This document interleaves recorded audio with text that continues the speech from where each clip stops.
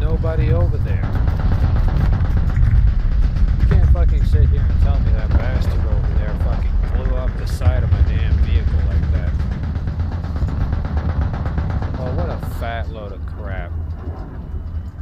A 37mm does not have the power to go through that crap. Who the hell are you trying to lie to? Huh? If we all do something fast, the enemy will win. What a lying sack of crap. Dude, I pressed the freaking thing. Why can't I go there, huh? They're just robbing me.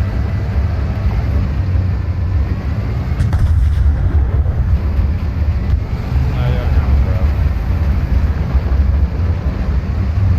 You guys don't do your job anyways. And there was way too many hills for this pile of crap to be feasible. So what a waste of a booster too. Out of all the useless tanks, this one is the fattest and most useless of them all.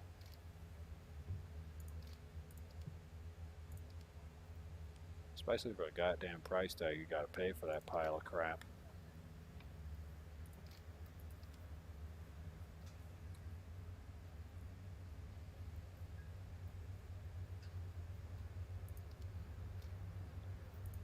I'm not gonna go play Russia anymore. Plus, I'm not gonna waste my time. There aren't enough fat missiles or ATGMs or rockets on board friggin' many Russian-based class ships or even aircraft carriers. Even in the real world. It's just not enough missile action for it to be really effective or useful. It's like the baseline that I'm getting at.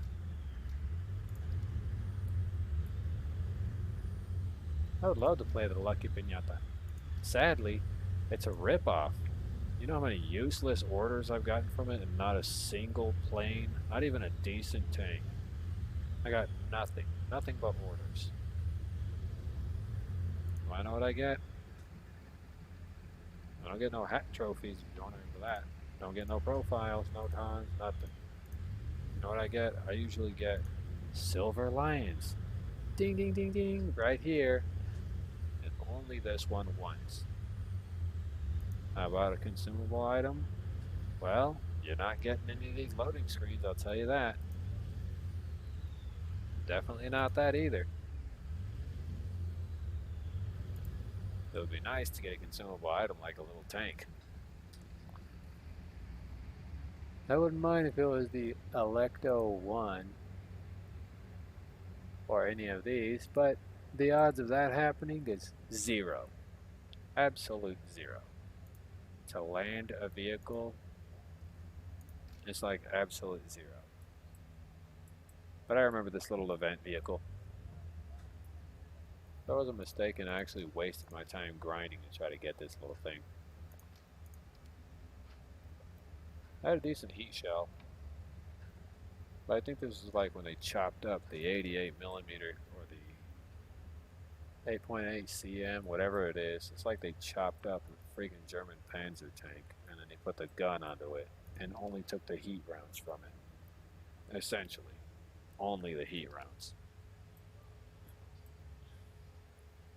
For 48 shells for this little thing, the driver's right here, commander, loader, and gunner. And then all your ammunition is on your side. This little tank is nice and adorable. The only problem is, it takes almost 12 seconds to reload. It's sitting on a very light tank chassis. I'm sure some of you recognize this little wheeled suspension.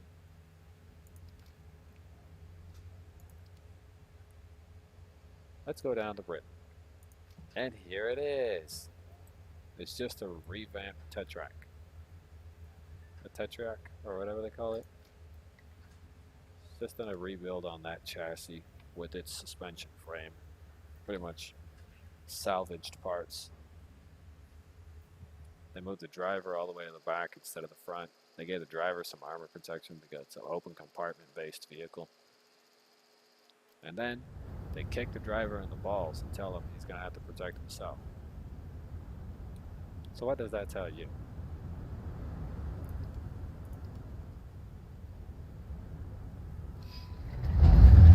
Essentially the driver's screwed, doesn't even realize it.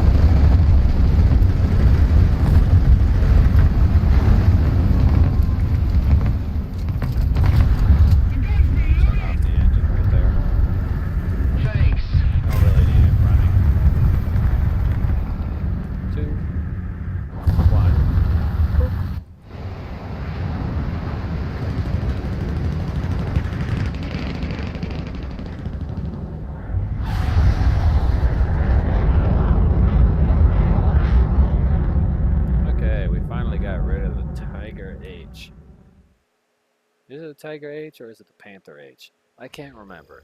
It's an oversized freaking jalopy, to be honest. Yeah, it's a Tiger 2H.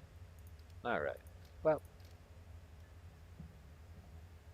you're about as reliable as, well, corn on rye. About as reliable as corn on rye there, buddy. Tiger H to Panther A price. Believe me, you're better off with the Panther A price tag because at least it doesn't cost as much. And it's got an 8.8 second reload. Look at that. Although its armor would likely never survive the modern ammunition of today's destructive tanks. And I'm only stating that because it's true. The armor would literally not survive. It would get annihilated. Just absolutely annihilated. 102, 82, 82, 100, 82, 82, 165, 162, 151, 165, 162, 151, 102, 82, 82, 82, 82, 100. There isn't much of a difference. 700 horsepower, 650. The only difference is the extra armor on the bottom with the Tiger E model.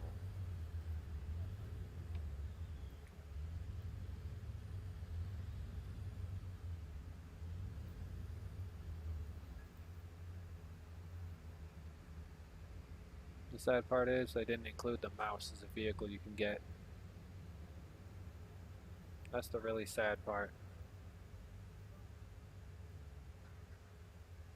And I honestly don't care about the Jag Panther or the DF-105. It's freaking useless to me. I want the monster tank. I want to be able to run over my enemies like I'm stupid. I want my vehicle to just go vroom vroom and just crumple them.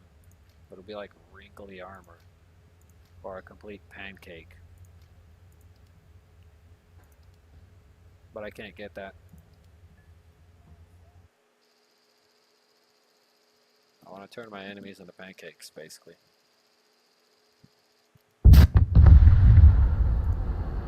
If you're a part of the U.S. Marine Corps, remember kids, don't play with guns. Daddy says so.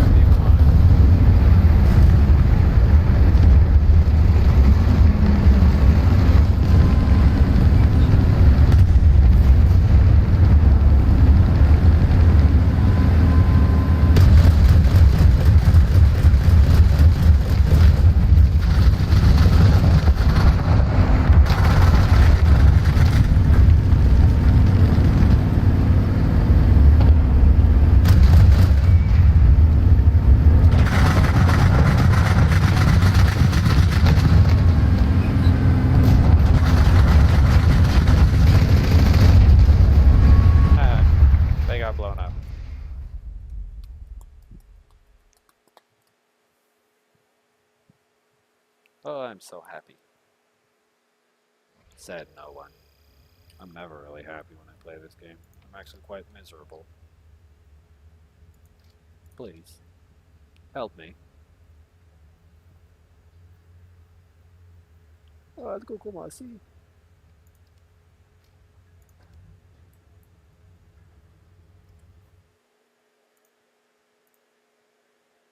Ah, I would play that, but unfortunately, due to regulation, help me. I can't run that audio clip. Well, let's see who's on here. Hello, skill issue. Aren't you like an actual, like, popular person? Yeah, I'll subscribe to you, why not? Everyone else in the universe is around.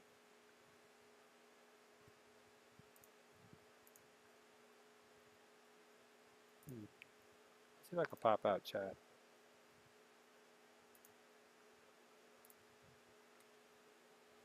There we go. Probably won't be able to see it since I don't know how to keep it on top of everything. Sorry. Overlapped.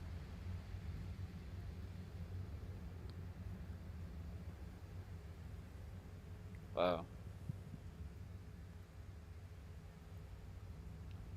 It's kind of funny. Somebody barely got up just now. Just turn off the light in the hallway. I think it was my older brother. He probably took off to go work. Let's take a look at that. Yeah, he already went to work. If you're wondering what that sound effect in the background is, it's literally a fan I got blowing directly on my PC.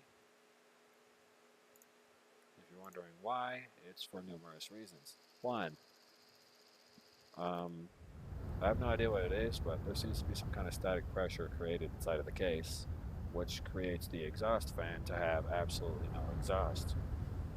So, right now I'm trying to figure out how to figure that problem out, which will require me to entirely dissect my computer as a whole.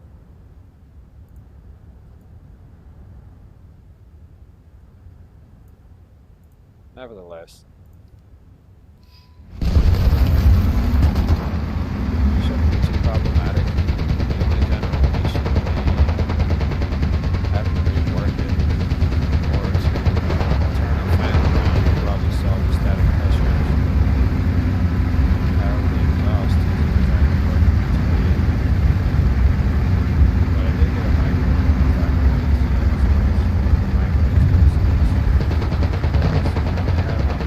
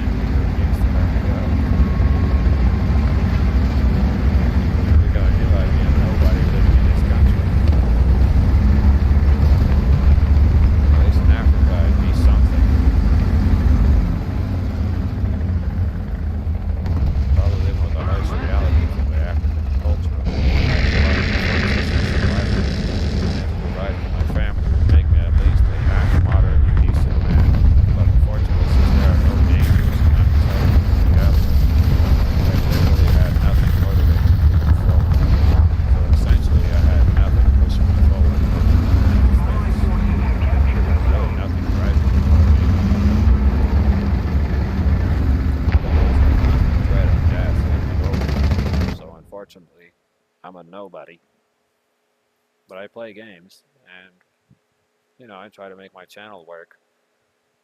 I try to get a brand out for my name, but in order for me to make it a brand, I would need to actually talk to the company that actually owns the ideological function of Wobbly Life. Not to mention, I would need to still communicate with them in order to use my icon. Even though I do play Wobbly Life, my head does explode whenever the next update comes out. I would love to have some early access or the experimental access to the new update, but unfortunately requesting such ideals is so hard that it's just not possible.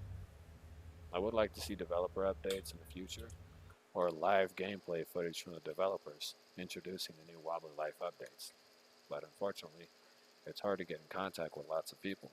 And due to my demographic and slightly warped views in this world, it would even be hard to even get permission from even them. Warped views indicate me associating with the United States in any way or form, or me associating with any other country. Mostly, if you're treated like an outsider your whole life, your views on how they see you and how you see things will be slightly warped. And since I was treated like a complete outsider my whole life, I really don't see the United States as my country too much.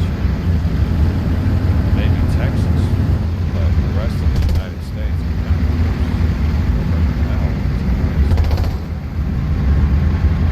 I lived in Texas for like a minute in my life, but I gotta say, living here was like living in prison, living in Texas, so there was literally no happiness when I was put myself forward, punching the wall and hoping that the gold falls out, that I can catch lightning in a bottle today.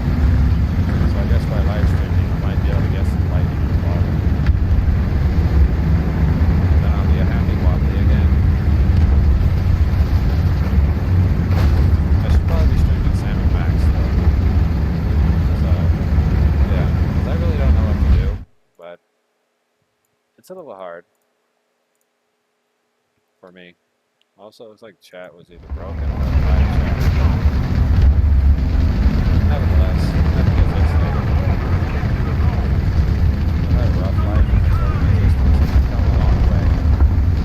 At one point, I wanted to be a Marine Corps worker, but unfortunately, they wanted to put me to work on classified aircraft, which is something I want none of it is. I don't want to be working on the coding or the engine bay or the engine room or the C-130 Hercules or working on the generalized engine of an F-22 Raptor, or even its ridiculous counterpart, which can't go, well, supersonic for too long because the paint job will fly out. When I say paint job, I mean stealth coding, but it's still a part of the paint job, so, the F-35 technically would be an inconclusive stealth fighter. One of the reasons why I say inconclusive is because the aircraft must vibrate like crazy and not based off friction. But things like vibrate like crazy, or some people are literally taking stealth mode and fall off that thing. The only way that stealth coding or any kind of paint material will peel off of a generalized aircraft is there's something terrible engineered or manufactured from its original intended design. So there must have been some kind of mess up somewhere in its design, which results in a very unstable stealth platform, but a very stable, visible aircraft platform. If it was for visibility reasons for the aircraft to be seen on radar the whole time, then I guess it would be plausible for the aircraft itself. Launching an attack. So not having the stealth capabilities, since the F-35 was targeting the stealth capabilities. Its general design was for stealth. Vertical takeoff flight, the aircraft, although it can reach supersonic speeds, has been entirely limited based on subsequent factors.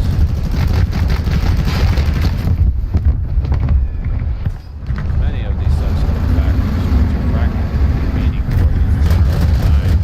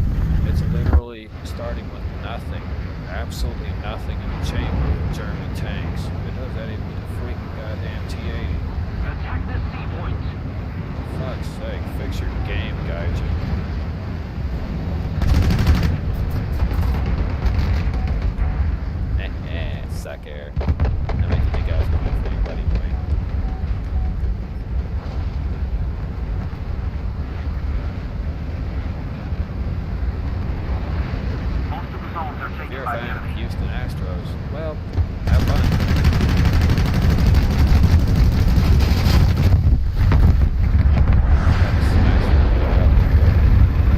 Seriously, screw you guys.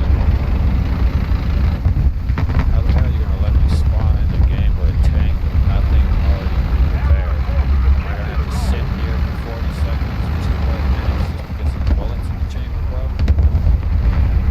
The stupid tank won't shoot unless there's something in reserve.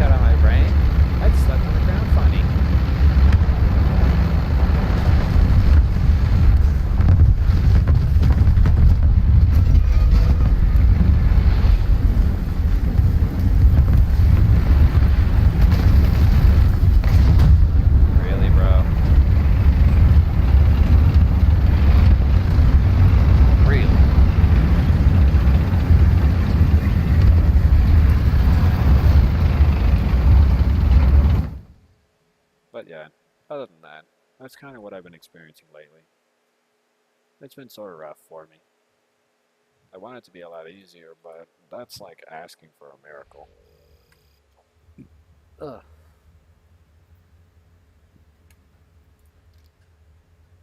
Also, I'm buying a lot of these little weird pinatas, hoping that I land something useful. And every time, it's nothing. Nothing at all. Well, not necessarily nothing. It's more like a big old fat middle finger, but, you know, it's practically nothing.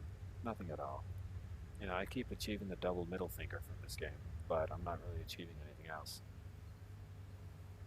I was playing tank football for a little bit in War Thunder, but I just stopped playing tank football because it was just a little too weird. There was a couple of games where I was actually having fun, not gonna lie. I was actually having fun a few games in a row, but the fun kind of just stopped because at some point, like, I ended up where, like, I had a general issue with the team that I was with or whatever, and people just kept bailing on me. So I kind of just got fed up with that, and I just said, alright, well, I'm just going to move forward on that. Like on that note, I don't really need to be on the team anyways. I just quit playing tank football. I've gotten pretty good at it.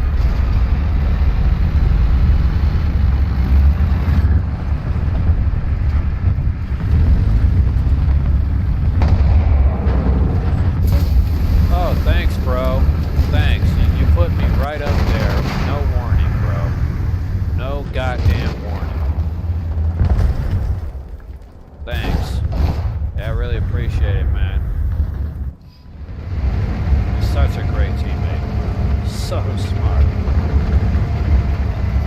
So smart. So smart.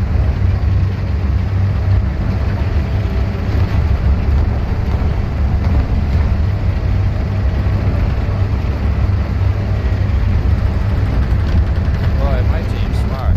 My team's so smart. Hey, Dumbo.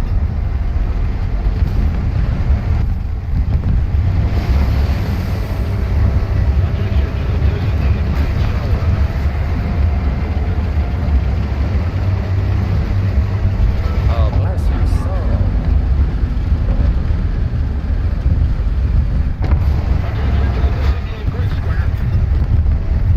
Yes, bless your soul.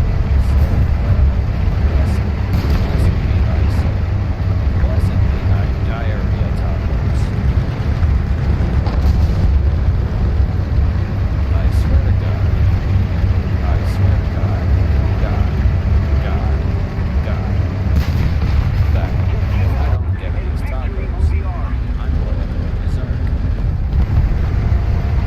We now tune into Dessert, the anime, featuring Richard Pryor as the narrator. Wondering who Richard Pryor is? I barely remember who he is, but I think he was supposed to be a comedian of some sort.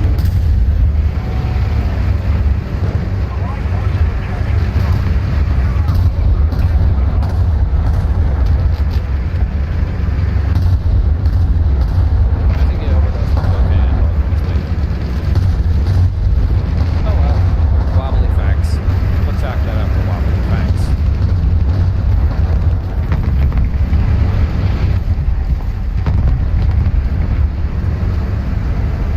You've heard of Toys R Us. Well, this is wobbly facts. You remember Toys R Us? How about Party City? How about Kmart? All these comic shut down stores for all your comical purposes. Yeah, buddy boy, you thought you were gonna run away, huh? Huh? You thought you was gonna run away, dude? They just took a dump on you. They took a Von Poopin on you. Well done. Jenny Gull and her son, Donnie Vanderbilt. Line on me.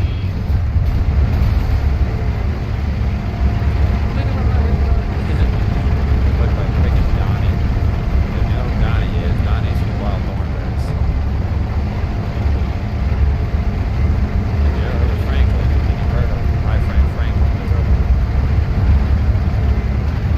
How about the Bearston Boys? How about those that were alive when Sesame Street was still going? Before it's even whatever this monstrosity is today. Sesame Street had an impact on sexuality. The truth is, it probably did. Heavily. So if you were straight when you were young, you're probably not very straight when you're old. Apparently Sesame Street had some themes hidden in it. It made people question things a little too much. And when I say I question things way too much, now as a young kid, I was watching a lot of TV shows about investigations, so for me it was a lot different. Of course I seen Sesame Street, but I always knew of these two characters like Ernie and Bert in the show, and whenever their part came on, I kind of just skipped out on it because I kind of picked up on it as a young kid. I skipped out on that whole two guys sleeping together in the same bed scene, or in separate beds. But yeah, I genuinely skipped out on it because I mean it was just like blatantly there. It was sort of obvious, and I really didn't want nothing to do with it. It was just way too awkward for me as a kid. So, I was watching stuff like adult TV shows like Criminal Minds, Seinfeld, stuff like that. Crime shows. I mostly spent my time watching cops. There were times where I got sick and I played games and stuff like that, like Nintendo 64. So, Sesame Street wasn't all that after that. It was sort of just like trash. I guess in comical wise. I was a big Attack fan the of A Elmo point. for a minute, but eventually I just gave it up because like, I had to grow up. Even though Elmo was a nice, fuzzy little red monster, it was okay. I generally just get out the idea of Elmo. Altogether. Except for this one girl that I knew. Everybody calls her Elmo, but I learned her real name, and surprisingly enough, her name is Elizabeth. Even though she's Mexican, her name was Elizabeth, which I have no idea if my name really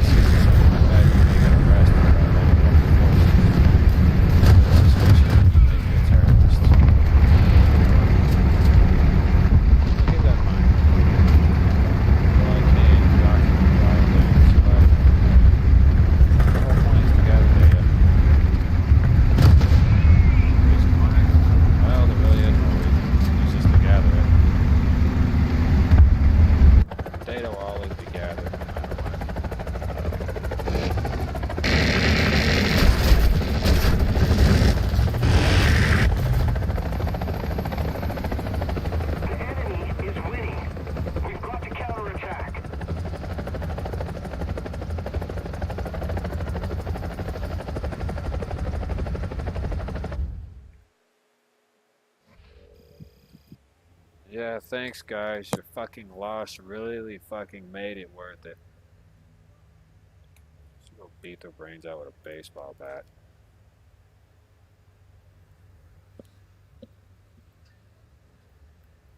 Oh, I managed to smash my head on my keyboard until it breaks too. Or do what Squidward did, smash his head onto a cash register until his head popped.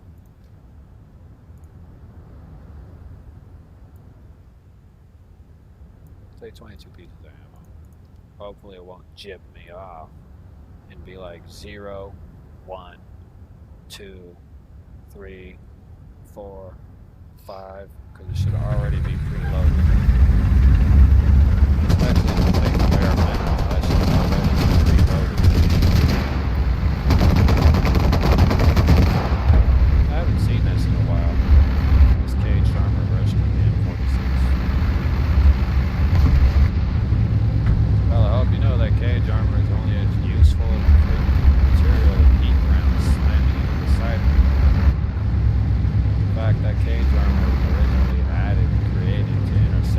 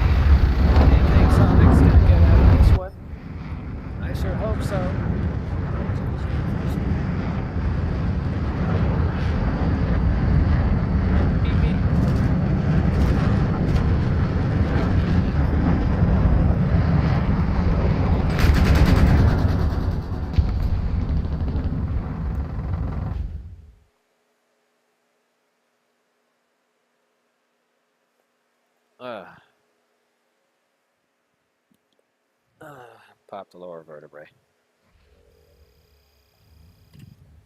Much better. My back sure is killing me.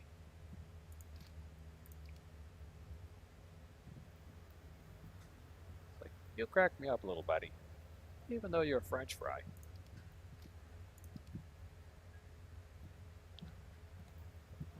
Oh, man. Oh. Maybe I'll be able to win some actual SL. This reminds me of that dude who was telling me that he wanted to grind the German helicopter tech tree, and I simply explained to him that the German helicopter tech tree isn't worth too much, and you would need to buy a premium if you really wanted to benefit anything, because their helicopter lineup is complete garbage. None of their helicopters have like a primary firearm mechanism except for the starting one, and even that is literally armed with MG42s, and that's about it. Which will make it sort of a lackluster, desirable helicopter, but stealth capability wise, it's rather superb in stealth shape design. But perspective, survival ratio wise, exactly. Its maneuverability is rather redundant.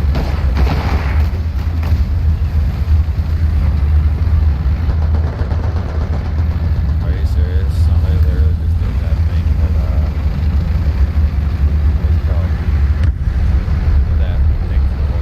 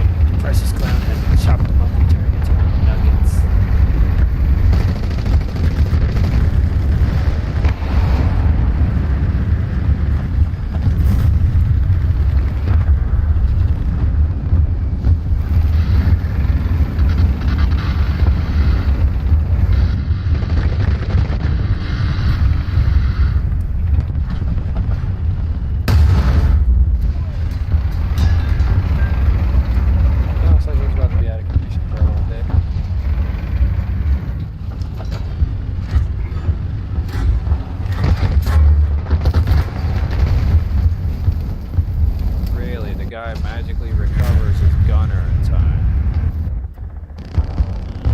Sounds like a bull crap. Either way, let's get the happy rocket launcher. I already got my kills. Oh, wait.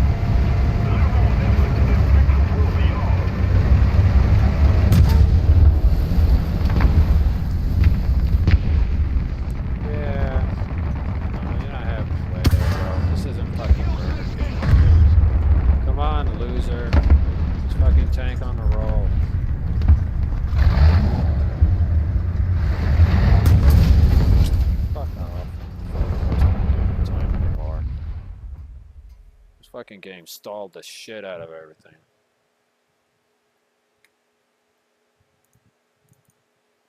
Come on, ass clown. I already pulled up the damn menu. You act like I give a damn. Jesus fucking Christ. And then you want to give me a pity prize. Oh, Leopard 1 backup and a 38 centimeter. Yeah. Yeah, real nice. Real nice, clown boy. Anything else? Anything else you want to give me? Any other pity prizes?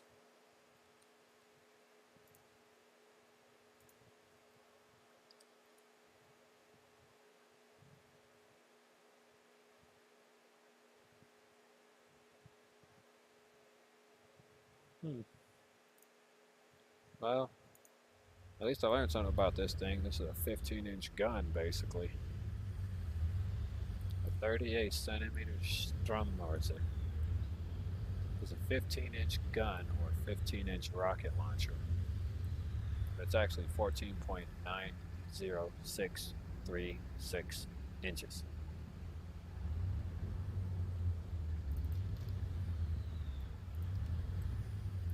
Well, I don't know what to do now, so I'm going to put down the headset for a minute and think.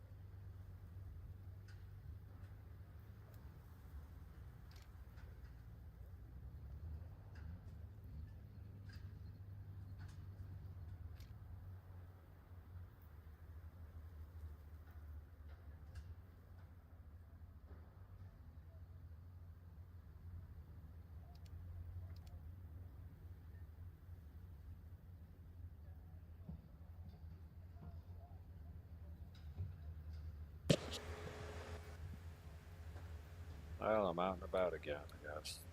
Back to the punching bag. Oh no, back to the lab again. Oh no, back to the lab again. Oh no, back to the lab again. Oh no, back to the lab again.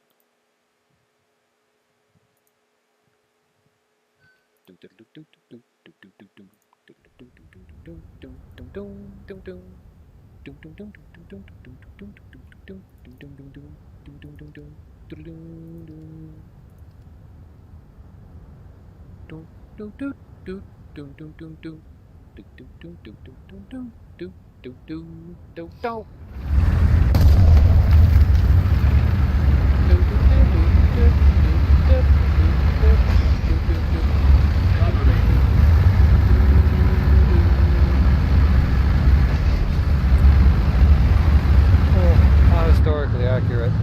These were out here during that time.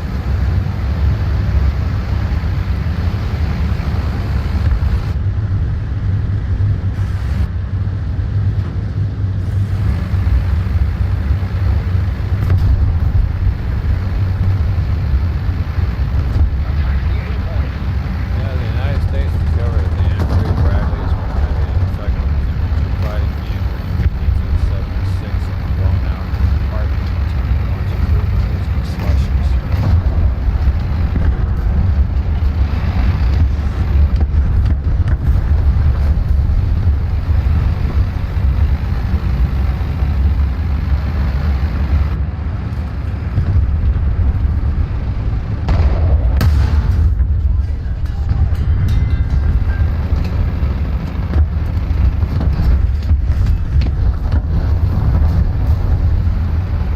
Allied forces have captured the zone. Attack the enemy.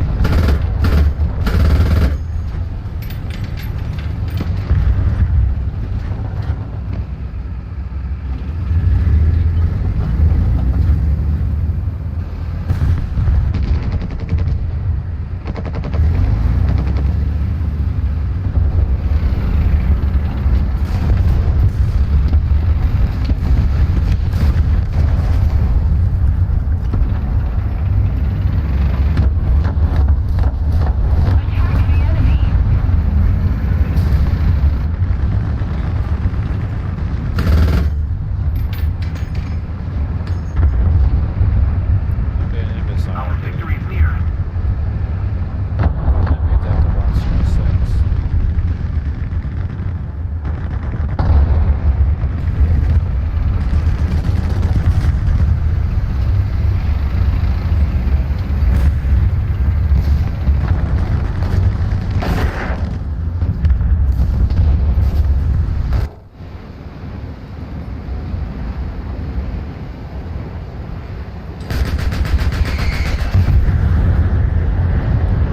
You didn't take it down. You know, this airplane still has the lowest radar cross section.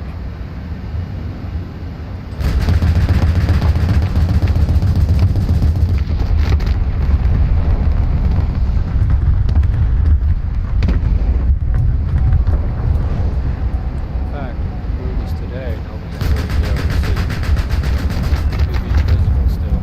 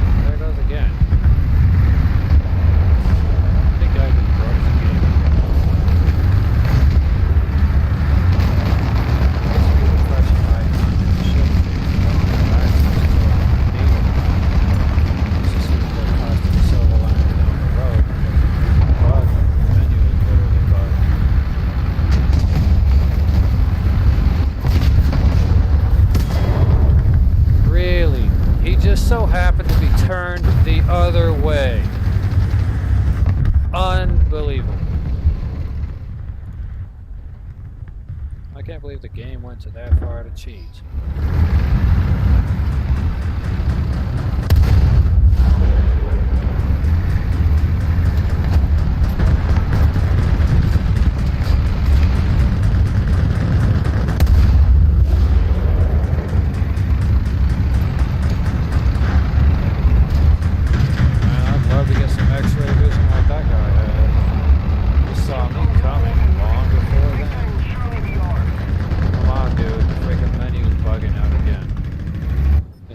Registering my key tabs for a freaking objective. I'm trying to get them behind this man.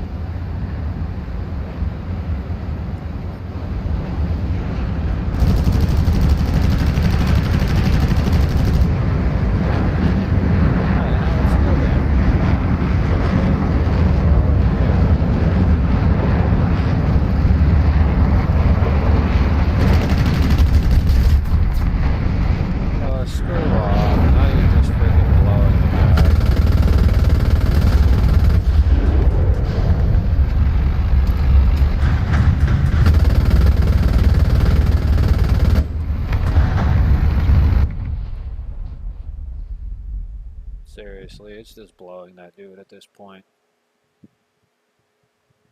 That dude did not shoot even a single round at me. He was shooting at all the other aircraft and focusing on them. This game's literally blowing people's hardcore.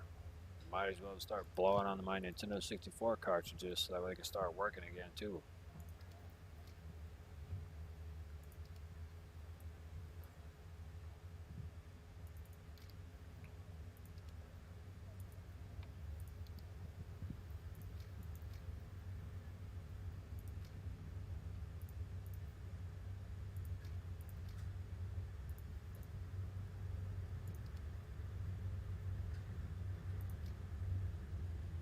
Looks like I managed to get it a little lower than normal. Still, don't like it. The game's been pretty shit. Generally annoyed by it. I can't really find anything fun to do in this world. And right now I'm just focused on, well, this game.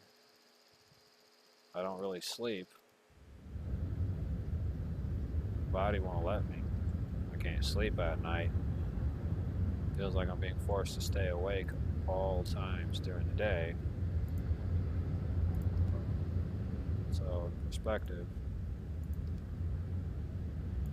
I don't really feel like I have much of an option when it comes to sleeping.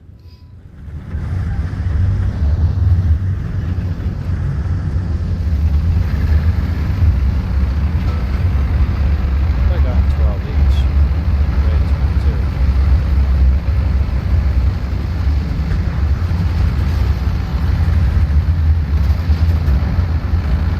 Oh boy, I feel bad for you, dude. Using that Tiger 8 thing, you're gonna start losing 12,000 apiece.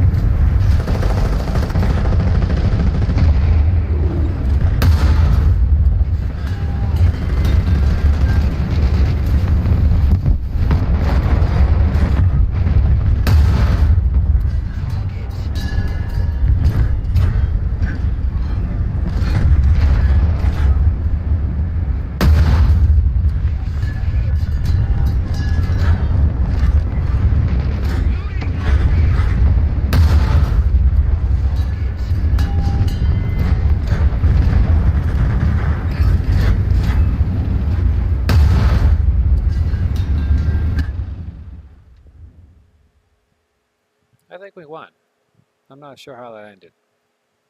I'm honestly not sure.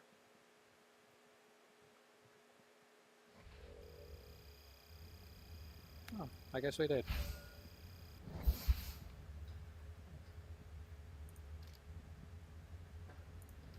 I'm never really sure, to be honest with any of you.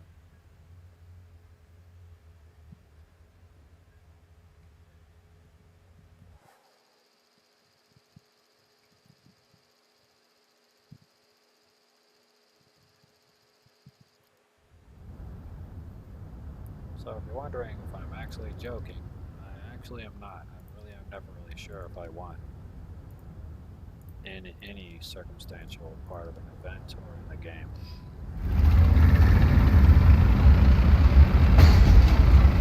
Thanks, Chevron. You're gonna get in the way again?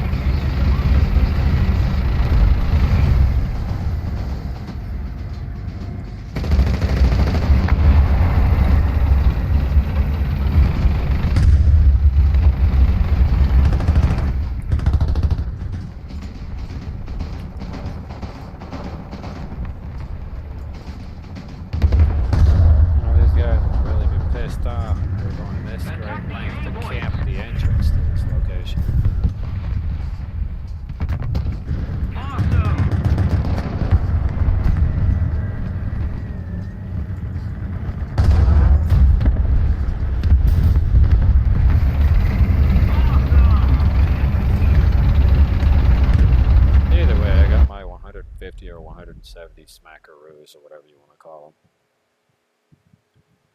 Plus, I got to put the smack down on these fools. They couldn't handle the heat, son. Look at that, 175 smackaroos. Yeah, we're gonna call them smackaroos while I'm smacking on food.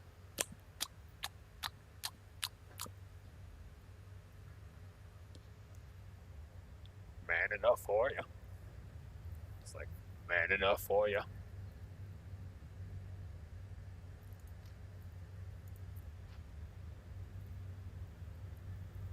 Man, this reminds me of something that one of my relatives told me about some dude who was on drugs. He said he kept moving his mouth.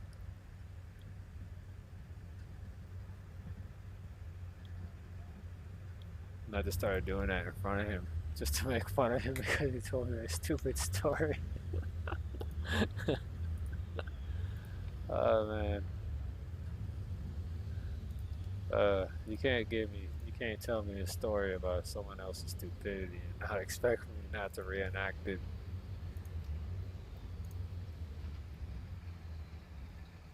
Still, it was pretty funny for me. I got a good laugh out of it. Look, the Nash Thorn. Really, no real change. Yeah, no real change. This 88mm flat cannon still delivers damage that I need. Black 37, 128 K40. You know, this 128mm K40 cannon, if I'm not mistaken, that's on the mouse.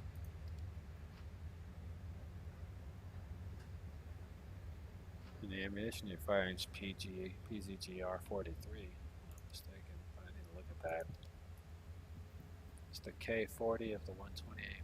If I look at the mouse, the light armored variation of it, 128mm KWK44, but it's still a 128mm cannon. The PZGR, the 152, PZGR 43, and it's most advanced. It's 8.8 or 12.8 at 1230 at an 88mm caliber. Well, this one's 128 millimeters. This one's the 88mm caliber round, but it's loaded into the 128mm gun. So it's an 88mm projectile.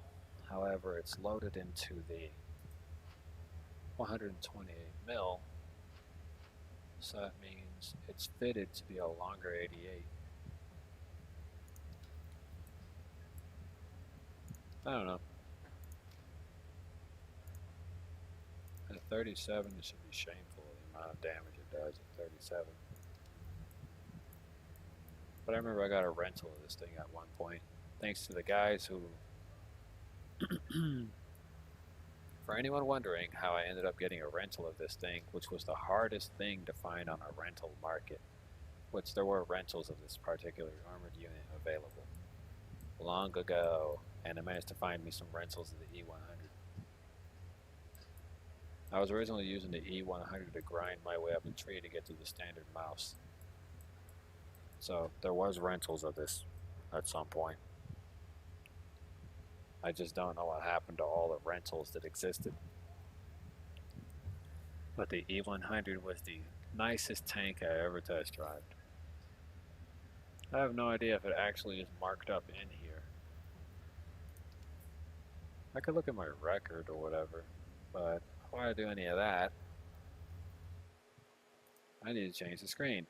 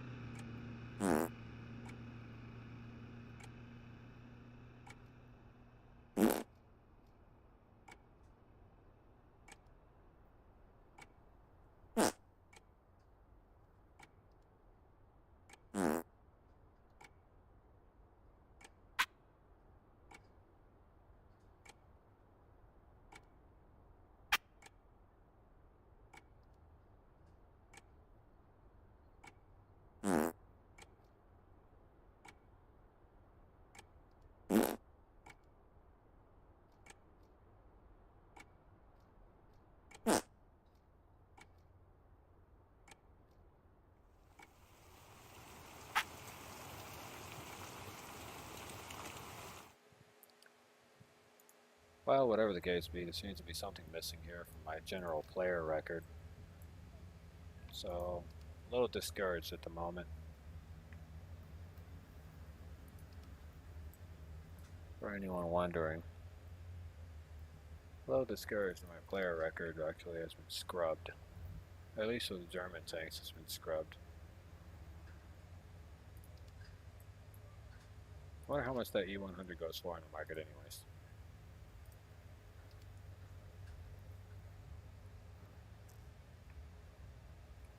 And the E100's current sell price, $2,000.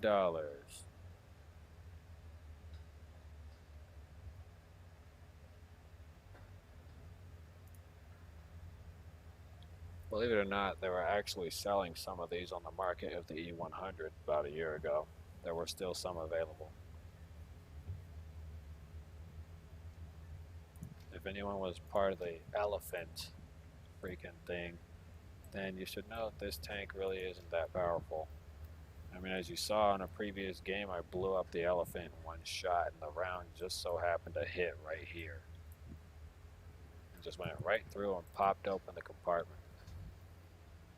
So if you were hoping for the elephant to be very definitively defensive, maybe in the frontal armor, but as soon as something hits you just slightly adjacent to the side, it'll fly right through and blow you open like a can of worms, being run over under pressure. So in perspective, that's what it is. Just like Operation Winter, I participated in that event. I wasn't really after the Class 3P because this thing is a ridiculous armored unit. It's got the DM33, which isn't that bad, and DM23 and DM12. And by the way, DM stands for depleted munition, which means Germany uses uranium rods to pretty much fuel half of their things. So if you get shot by a German heat round, you better be wearing a radiation suit. Otherwise, if you survive, you're going to need to get chemotherapy afterwards, because I guarantee you that you are not going to be having a good day.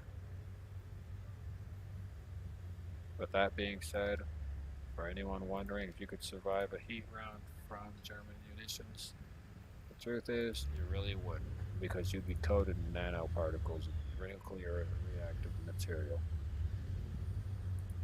Leopard 2AV, Summer Conquest 2022. I also participated in that stupid event. It was a nice idea, just wasn't feasible. It's got good armor. It's got an exterior field tank and a secondary composite layer protecting you. So you got 150 armor NERA rolled. If you think about it, it's protection analysis. It's 30 millimeters with 150 composite armor, 25 rolled at the rear, and then 20 in the front of this armor plate, 150 of NERA, which is basically reactive armor. 30 millimeters of rolled armor between the driver's compartment. Then on the side, you got composition armor, external composition. It says it's external, but I doubt it. because there's actually a plate right here, so it's not external.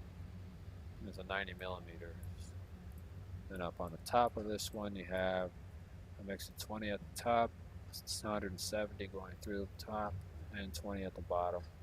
20 at the bottom, 150 and 45 at the top. Then you got a compartment armor right here. This vehicle has two external compartment armors here, an exterior fuel tank to add a cushion layer, rolled, a fuel tank of the internal compartment, armor around the fuel tank. Then you have rolled armor here, 25, 244, 40. These are plates put together. They're not really there, it's just sandwiched together. And in between those plates, there's like little metal feet, keeping it at a distance, 190 and 25, about 245. And this one right here being the most complex one, because if you look at this one and you look at this one, this is the only complex block of armor that's actually in there. You got 30, 190, 25 rolled armor, then 95, another 25 rolled armor. So 95 millimeters of air, and then another 25 rolled armor, and a composite NARE of 190, an entire plate of 190 millimeters, which would be this entire thick plate.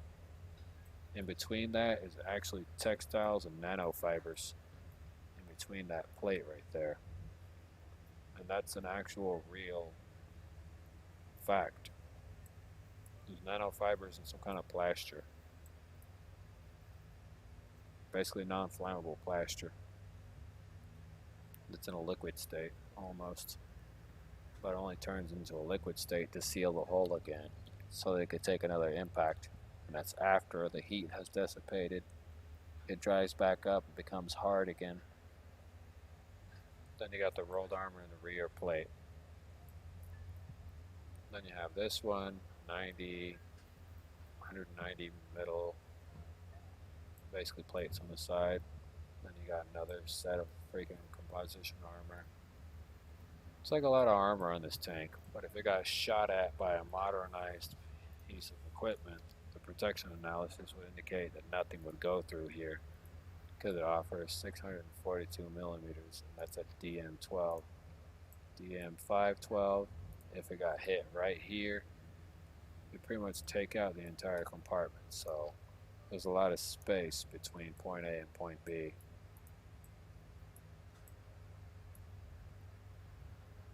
If you shot it here, you would still go through the armor. You still take out the loader and blow out the engine block. Because of the armor design here, you'd blow out everything and still hit somebody in the back. So even at 500 millimeters, protection type with 337 is still enough to go right through. No matter what you fire at this particular block, that block will not be affected unless you shot it directly at the flat surface angle, allowing it to pierce straight through. And if you got really complicated with it, you can pretty much hit it from that angle and go right through. So if they're facing in the opposite direction of you, and this applies to any Leopard 2 model that has this armor plate here, you can still shoot at it from the side and still get the gun. Because it's better to take out the gun first and then run the risk of them pulling back out, which will give you plenty of time to take another shot and see if they have ammunition next to the driver. This is with any Leopard 2 tank, except for its Leopard 2K variation. The Leopard 2K variant is a lot different from the Leopard 2.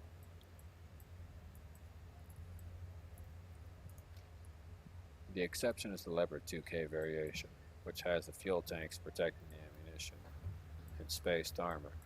The Leopard 2K is basically like a stripped down version of an MBT-70 with a ridiculous amount of rolled armor and basically spaced material. In fact, if I wasn't mistaken, the Leopard 2K is technically a scrapped MBT-70 program, known as the KPZ-70, because the machine gun that's on top of it was stripped from one of them, along with the ammunition box, and the engine was also removed with its transmission. on the KPZ-70 program. In fact, if you wanted a KPZ-70, you can take a look at it here.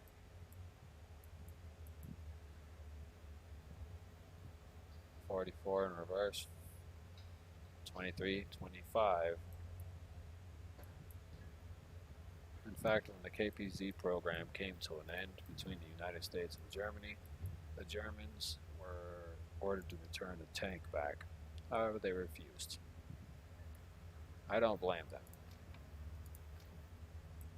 Then if you take a look at this, it loses some horsepower due to a transmission change, but still works. The T-72M1, which is the German variation of the T-72s. Although their T-72 is different, their reload is 7 to 1, 7.1 seconds. And if you head over to the USSR, their T-72 model variation is a lot different.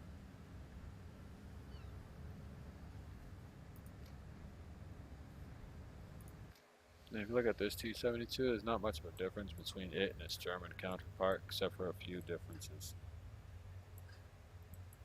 which are actually notably only found in the inner compartment. So if you're wondering about inner compartment, it's actually inside the tank.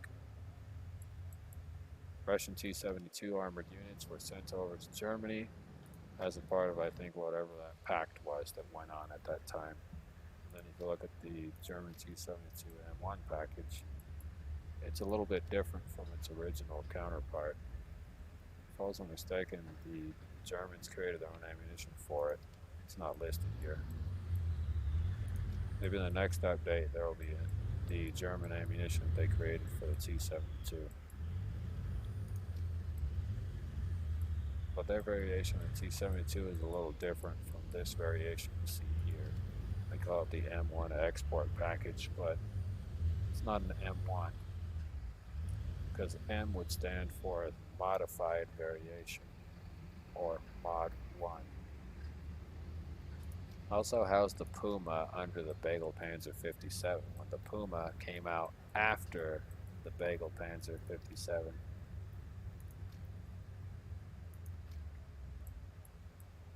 Because this tank was built before the Puma, believe it or not. This 57mm tank holding a 57 Bofors cannon, this tank was built prior, legit before the Puma came out. The Puma happened right after that vehicle, and the Puma was considered to be Germany's top vehicle for IFV. The Puma is an infantry fighting vehicle. The reason why the Puma itself stayed in service for so long and you can still see them rolling around is because they were reliable and functional. Not to mention, it didn't need a gunner to be sitting directly under the cannon or directly by the cannon. So in perspective, the Puma had its advantage with 30mm Mark 32 ABM cannon.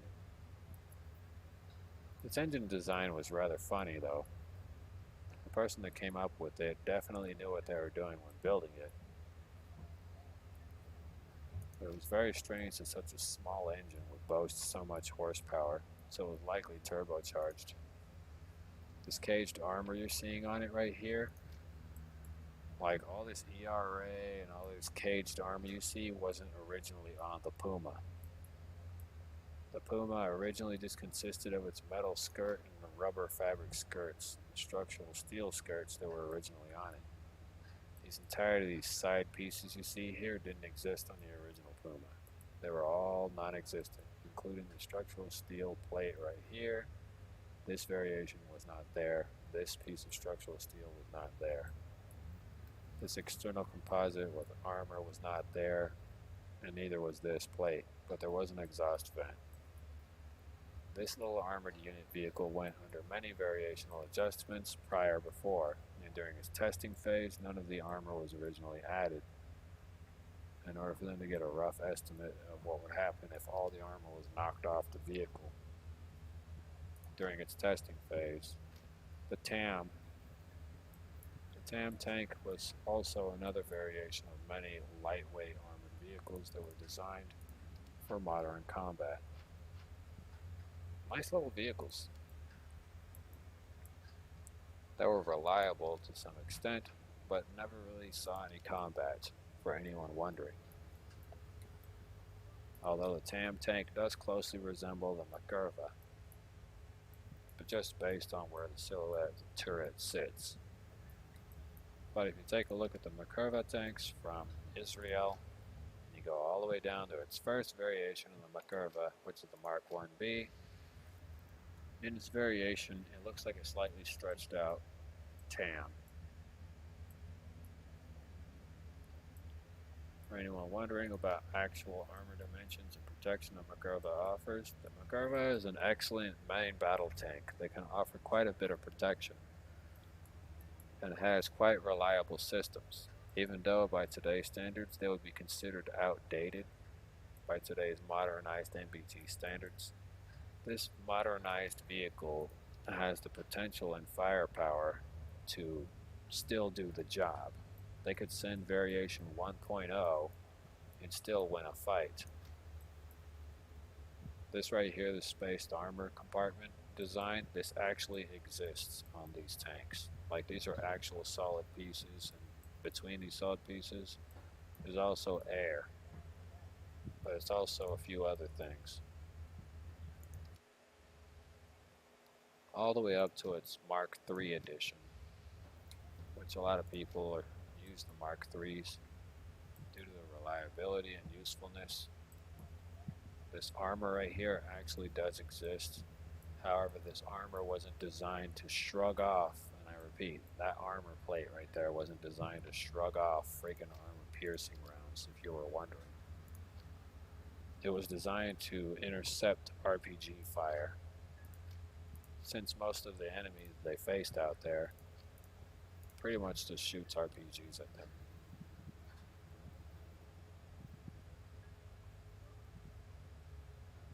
So we're going to go ahead and pop out that one. Go ahead and get the 3BM25. You fired it right here.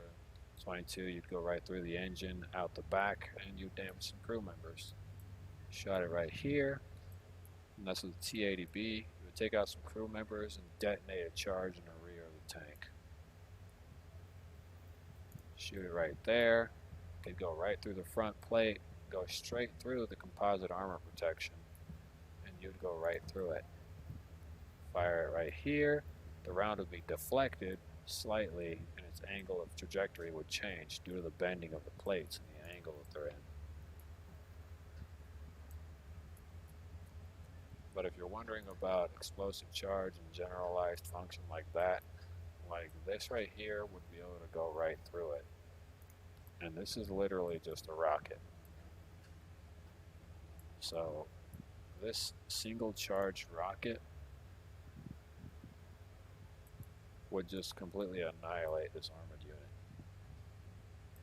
In real life, a single charge rocket would actually be interfered with, if you're wondering.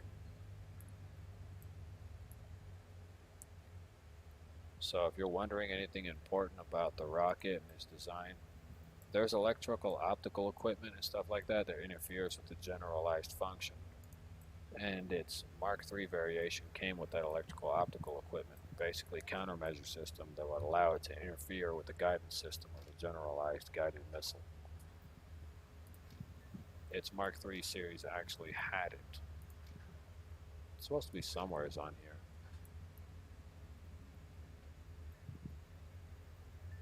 But it does have it.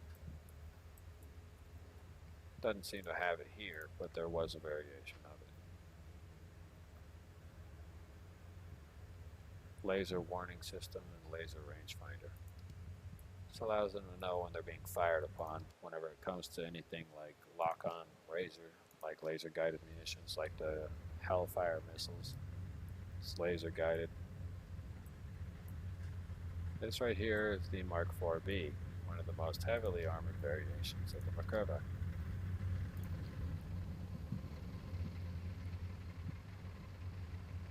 The Mark 4M is different from the Mark 4B. Mark 4B comes with a rather interesting high explosive round. It's enough to take out the crew and the entire compartment.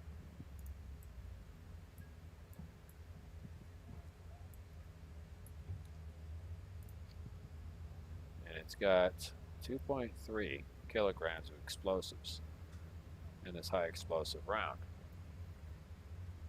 The odds of it being called CLX 663 is really more like plastic explosives refined to the point where it just sits in there and it can be fired out of a cannon barrel, so technically it is plastic explosives. For anyone who's wondering, it's decent armor penetration round, would go right through.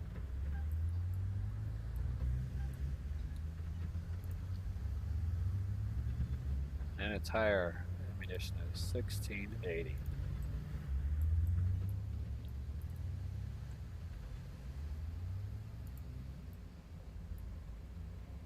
Still, it's not a lot of protection when you boil it down, because at 425 you'd be able to go right through this.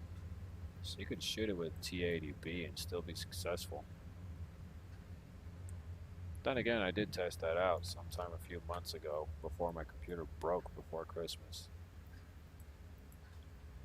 So, yeah, I guess I have blown up this vehicle at top tier 11.0. Then you have its Lick model. I call it the Lick tank. The McGurva Lick tank. You got mine protection, which I haven't the slightest clue why the vehicle would need landmine protection. But it makes this thing a chunky, heavy little beast. By mine protection, it means the under armor will be added, but it doesn't really increase your survivability. At least not too much whenever it comes to realism.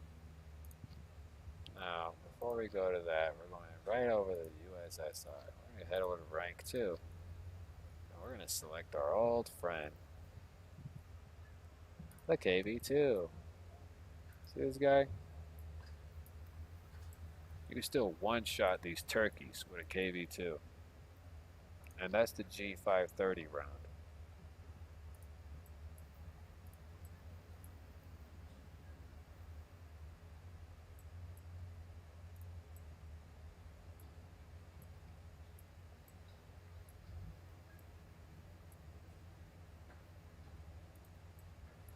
Look at that.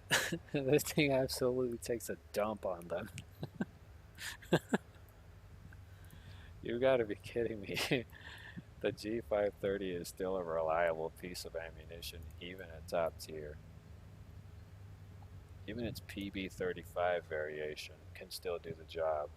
This is 69 at 5 per 1 kilograms, and this is 86 at 4.85 kilograms of explosive weight, with a max speed of 436 meters a second at 530 with the G530, and 530 for the high explosive, with the PB35 coming in at 436 with the 86 millimeters of penetration. But the G530 round can't really be called an armor-piercing round, and it can't be called semi-armor piercing since originally it was a massive freaking anti-concrete round, which consisted of a fat chunk of tungsten literally being used to bore through the center or the concrete wall, and then followed by the high explosive action, which would send whatever's there through the wall.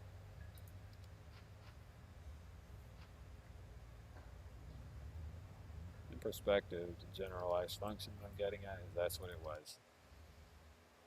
I haven't really played with the KV-2 since for some reason, the KV-2 gets one-shotted every time. So I haven't really touched it. I'll be right back.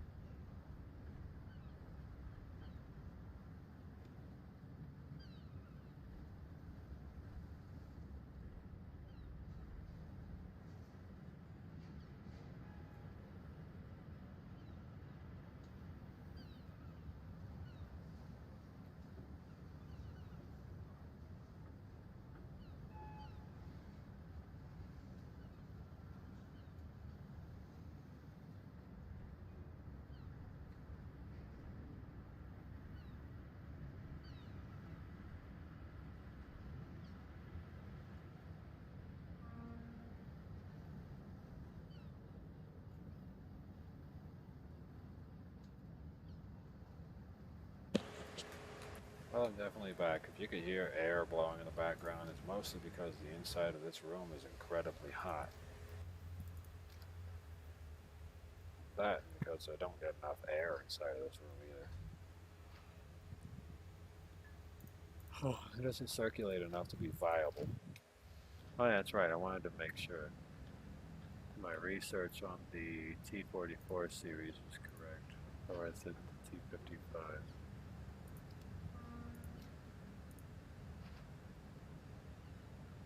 Yeah, look at that. Well, actually, its armor penetration did change. The 3BM8 now does 336 millimeters of armor penetration. So it did change. 336 of the APDS. Interesting. Chinese tank variation of it does like freaking something. I forgot what it was. Oh yeah, that's right. The Chinese variation of the T-54 tank does an incredible amount of damage versus the normalized standard version. This 3BM8 does 336, and you've got 3BK5 at 380 heat round. If I head over to the Chinese tank, since I did a little bit of modifications, let's take a look at the armor pen. 336 and 335. I'm better off with the 3BM8 then. This APDS round is more powerful than the freaking armor-piercing fin-stabilized round. At 1430 and 1415,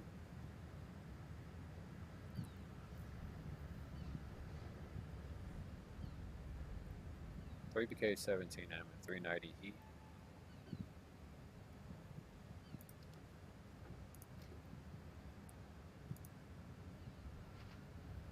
3BM8 at 336. 600mm rocket, 335, 3BK17M. See how the T-62's ammo was remodified. 285 and 350. And 3BK4 ammunition at 440 heat. It's M1 variation. 500mm heat, which isn't bad.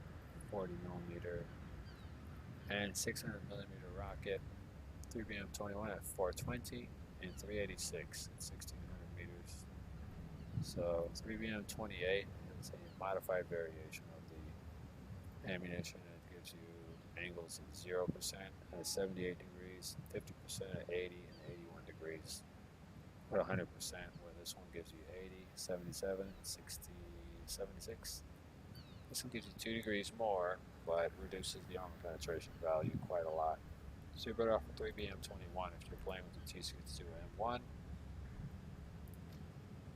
Let's see if this one's armor penetration values have changed as well. 321, 440, and 425. With 440 heat. This is the B2 variation. 3BM42 is always selected versus 3BM22. It's 1989 update. Now, back in the day, if you're wondering, back in the day, the United States thought this T-72B 1989 model were T-90 tanks, and they were thinking that these were T-90 MBTs. And they couldn't tell the difference for some time. The United States couldn't tell the difference between the T-90 and the T-72B variation when it ended up with this particular armor design and shape. They really couldn't tell the difference until the T-90 prototype was given some bug lights, also known as an infrared interference sensor, that would interfere with laser-guided munitions. So the United States thought they were blowing up a bunch of T-90 experimental vehicles when they were just blowing up an uprated T-72 unit. That's why Americans say the T-90 was crap.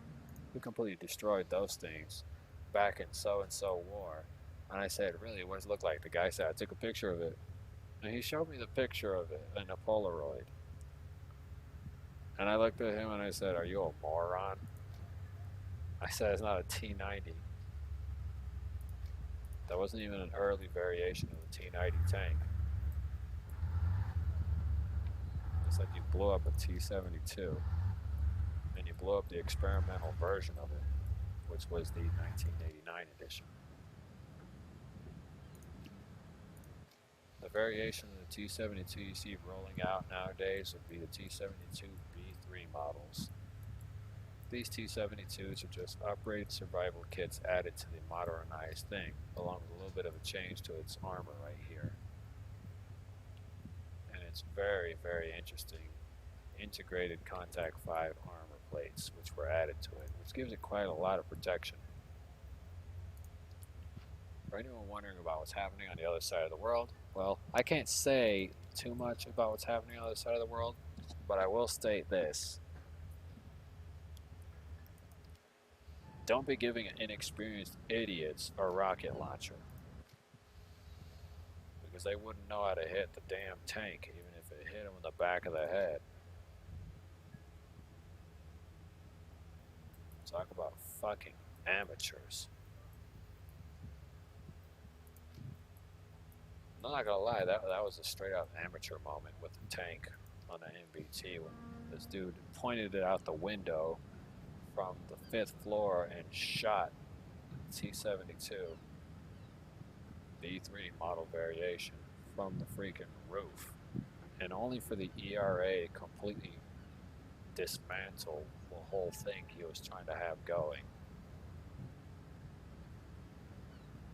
The guy hit the one ERA plate on the armored unit that he shot at. You know, at that point, I thought the world couldn't be stupid, or, well, any more stupid, and then I realized that when you give a rocket launcher to an imbecile, I could be stand corrected. I'll say that much. I stand corrected.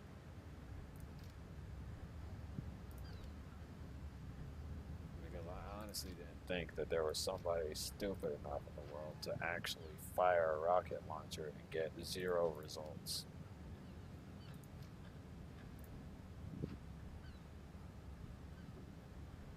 I would say I feel bad, but I'd be lying hardcore.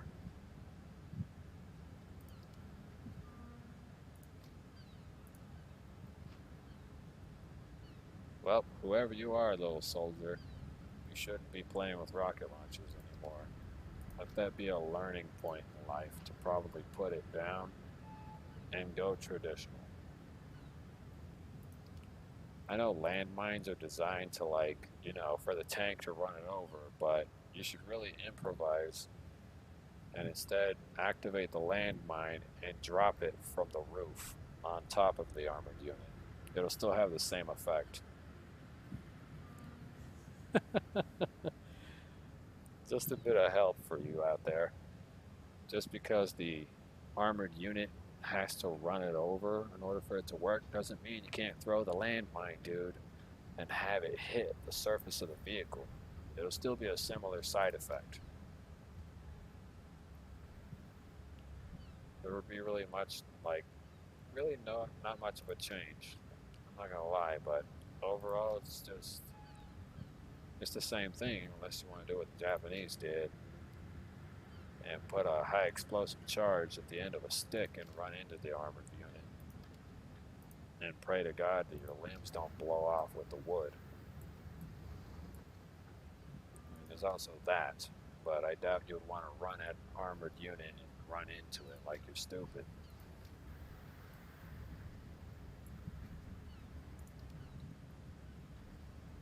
Imagine that. Stick bombs become popular again and people run over there and smash their full bodies into a freaking tank.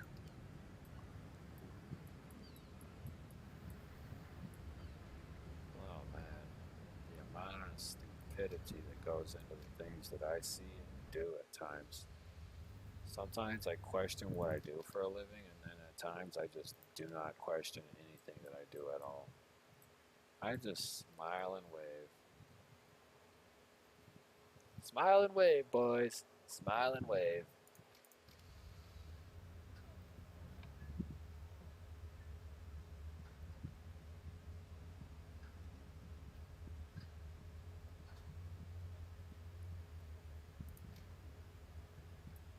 take my M4 105, go over there,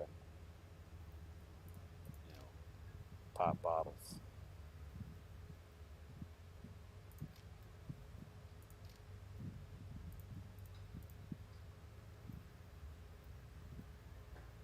Why this is a $12,000 tank in this game, I wouldn't be able to understand or fathom why.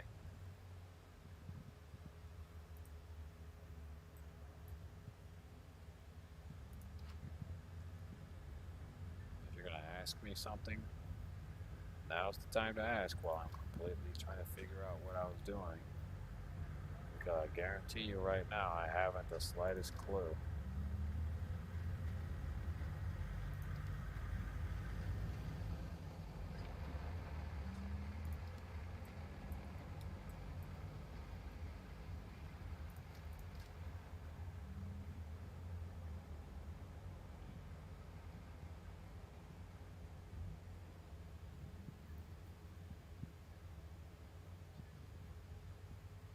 They said this is a 90mm mortar cartridge tank, but this is just the M36 GMC. But it's actually known as a Jackson. Surprisingly enough, I'm surprised it cost that much to use that pile of garbo. Let's just start with the M19A1, which is just the M42 Duster, just the main gun sitting on the rear instead of the center. It also came with replacement gun parts too. M6A1, T92, 6.5 second reload. Let's see if this one's armor penetration values changed. 206, 272. Yeah, they did change because it used to be like 252 or something like that. 272 is not bad for the armor pen of this little light armored unit. Look, I got on my championship rank.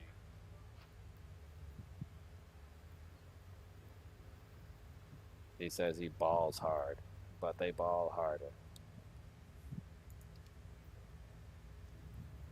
I would go realistic battles, but the odds of me landing in a game that's feasible is so low when it comes to the American tech tree. I always end up in these weird matches where it's just a complete disaster. Like this one, for instance. This is going to be a complete disaster. And I know it already. I didn't have to study for that. I already knew it was going to be a complete disaster. Never! Affirmative. Getting down! I somehow knew it was going to be a complete disaster. There really wasn't going to be any way around it either way.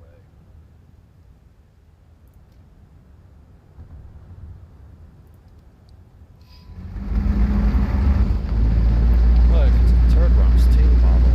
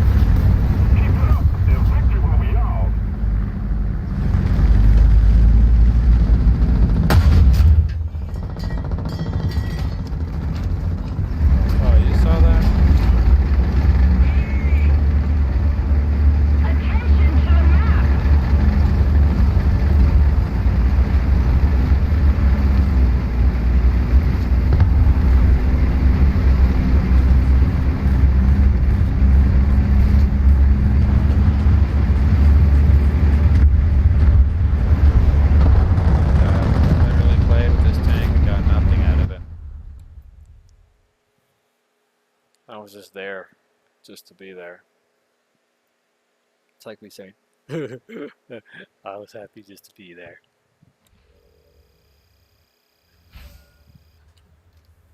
I only got the victory bonus and that was it. What do I do now?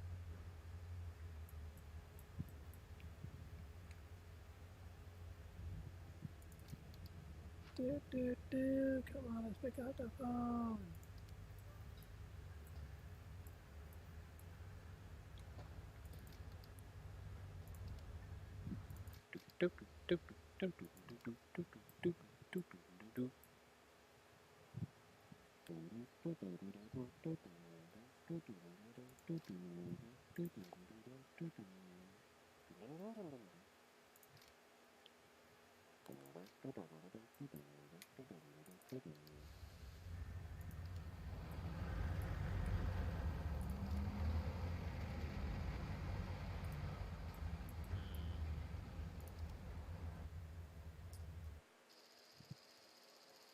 Well, this one might be proven to be fruitful, assuming I'm not a 11.0 for no godforsaken reason.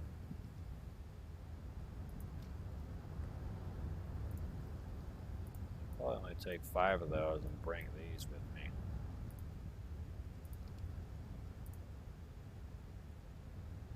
Yeah, this makes about sense. Bring some heat rounds and then bring this, the M82 shot.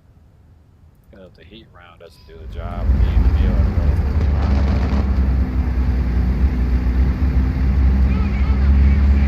So, this armor piercing 180.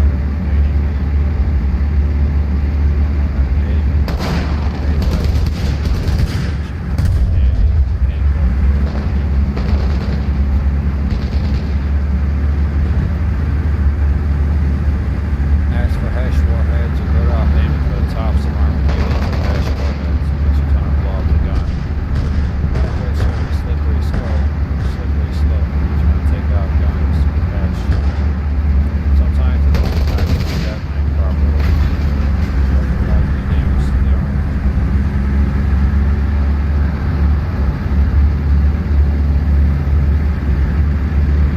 Freelance police. Sam and Max save the world.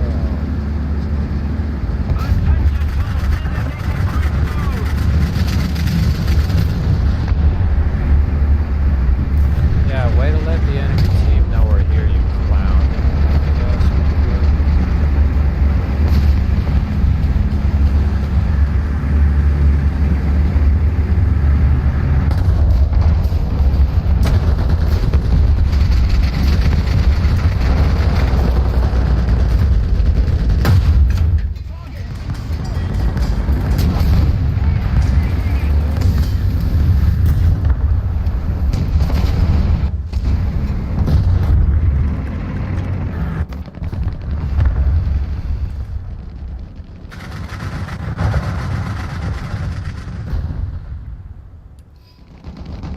Nice try, dude. Attention to the designated grid zone.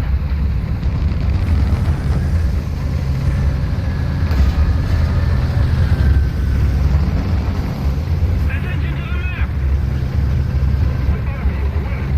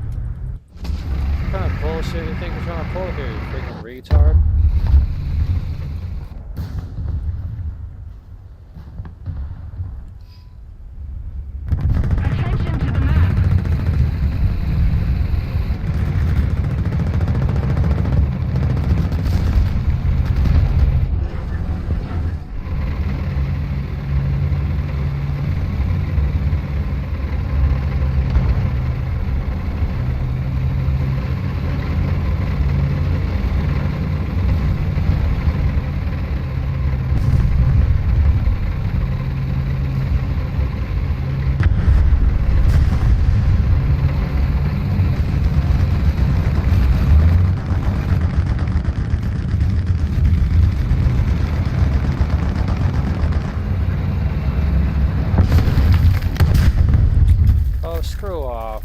There's no way that bastard seen me there. I am not fucking around with this shit no more. That fucking cheap bullshit right there just killed the game for me and the stream. Fuck that shit.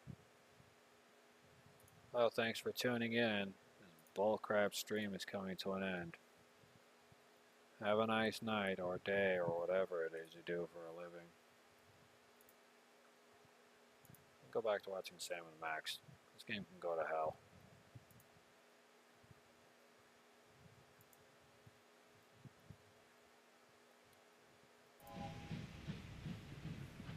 Make sure to have a good breakfast, lunch, dinner, whatever it is you do. I'm probably the only one who likes my own streams. And I'm pretty sure nobody gives a flying fig what I do for a living. Thanks for tuning in. This has been Wobbly Rick. And the dumpster fire he calls a stream.